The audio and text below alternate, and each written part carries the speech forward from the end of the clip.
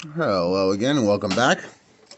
Alright, well, it's going to be a fairly productive day around here. We've got a couple rings to set. We've got a couple things to finish up.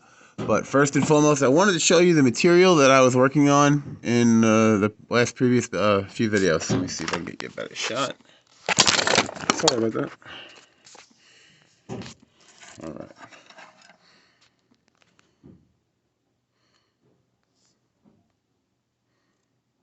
There we go.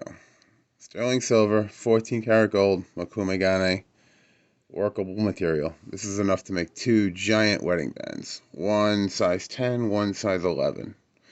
Over 160 millimeters. But we're not going to make wedding bands. We're also not done refining it. But as you can see, it gets sanded up to 2,000. We've only done up to 320. We still have 400, 600, 800, 1,000, 1,500, 2,000, and 3,000 to go. So, but as you can see, the pattern is already beautiful. So I wanted to show you that because I know that as I've just, dropped my camera while filming, I'm a little disorganized on top of everything else, but my results speak for themselves. So, I just wanted to show you, finishes everything. So, sand properly, sand well, one direction, go with the grain. Polish using a cutter, then buff it out with a white rouge. So today what we're going to do is we're going to finish sanding down that, and then we're going to be closing the gap and tension setting a stone between the two bands. We're going to be drilling a hole right through them. First I got to hammer that in place, but we're going to be drilling a hole through the two connecting arms of the ring. We're going to be using that to put a brace. White gold wire. It's going to go right through there, connecting both sides, sitting between them. Nice little stone. So that'll be good. That'll be gorgeous when we're done. We have another one upstairs, which is being fitted for a stone right now. I'm going to cut the seat in a little while, but we're selecting the stones for it because it's a really nice ring. And that is pretty much it. So today we're going to go over a few of the fine points of the jewelry aspect of Mokume-gane. There's not much of that online. There's a few things on how to make it, a few things, most of it it's the same procedure, and I'm not knocking it. But, it's in copper and bronze, brass, which is fine, but generally speaking, it doesn't, if you're looking to translate it to high-end jewelry or even any kind of jewelry, it's hard to extrapolate from what those videos show because they're very broad. And they're great. They absolutely are. I learned a lot from them. But, they don't touch on the after techniques. I don't think most of us really know what to do with this stuff. We just know we want to make it. That's how I am. So, generally speaking, I start building a billet before I even have a design for a piece. I just grab the silver, the gold, copper, whatever, and just go. I don't really like copper, but what I would recommend is a copper alloy called shibuishi, or shibuishi. It's 75% pure copper, 25% pure silver.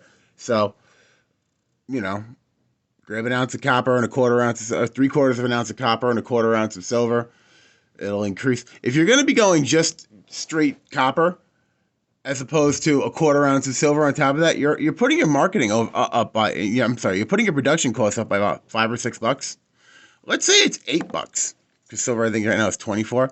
So that quarter ounce of silver will added to the copper will produce a metal which is so much more attractive and so much easier to work with than actual copper is actually very attractive when it's polished up, but immediately it starts to I wouldn't even say patina, I would call it tarnish. It's not attractive.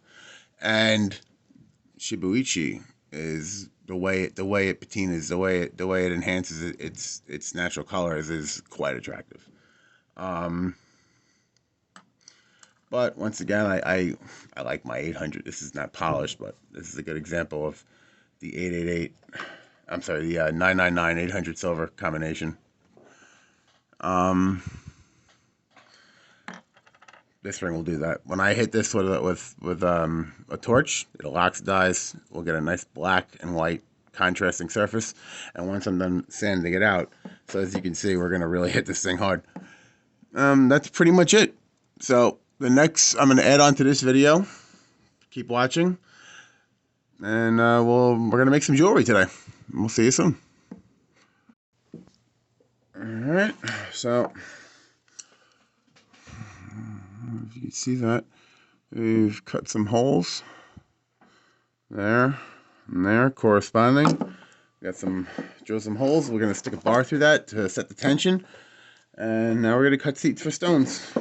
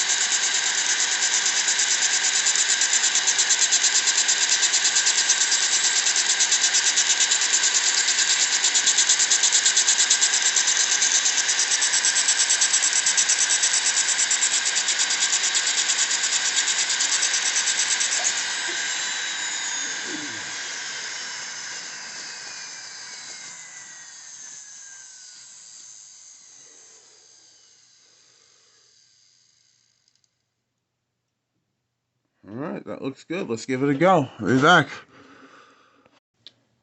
Just wanted to say, I am a lot more prevalent on places like Instagram and on my Facebook business page, a couple other things like that. And it's dawned on me that I've never really shown finished product here on YouTube. As you can tell, up until now, YouTube has been almost a place for free storage just to keep my fusion videos. But we're going to change all that, and I plan on building this channel. And there it is. That's the ring that we were drilling a hole through before for the post. You can see the post. It's a white gold post. It was riveted in place because, I don't know, I just felt that would be more sexy. And this is my latest ring. Once again, dirty hands, clean results.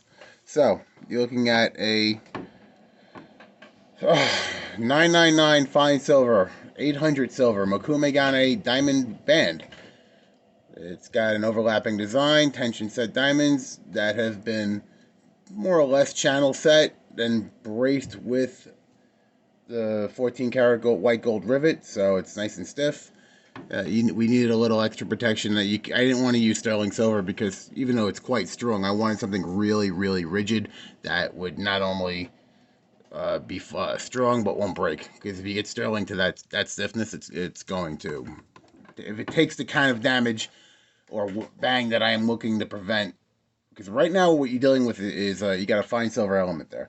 Fine silver is really soft. So even after this ring has been hammered, hammered, maneuvered, all that, it still is in a position to really move around. That metal can really, really move if even a drop from a decent height. So we want to make sure that these stones never come out.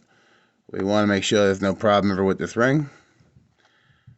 Okay, so the sides have been polished to a mirror, inside too, as much as they can. They'll always have that smoky look because of the different colors in the bends. Once again, dirty hands, clean results. So this is why I'm hoping you're going to follow this page to achieve results like that one day. I know that my methods can seem a little unorthodox, and I know I'm very disorganized, and until you see something like that, you may not believe I know what I'm talking about, but here we go. So, once again, signing off for the day. Hope to see you guys back. If there's anything that you'd like to see specifically regarding this type of work, fusion, mixed metals, metal marriages, or just basic silver and goldsmithing in general, feel free to leave a comment asking any questions, comments. Let me know what you want to see. We'll get it up. So, have a great weekend. And we're going to start work. Hold on. Next up, which will be soon, not long to wait, we have a piece of material we just got done making yesterday. 14 karat white gold sterling silver. We're going to have a lot of fun with that today. So, we're going to make more of these in this material. So, stay tuned. It's going to get fun. I'll see you guys soon.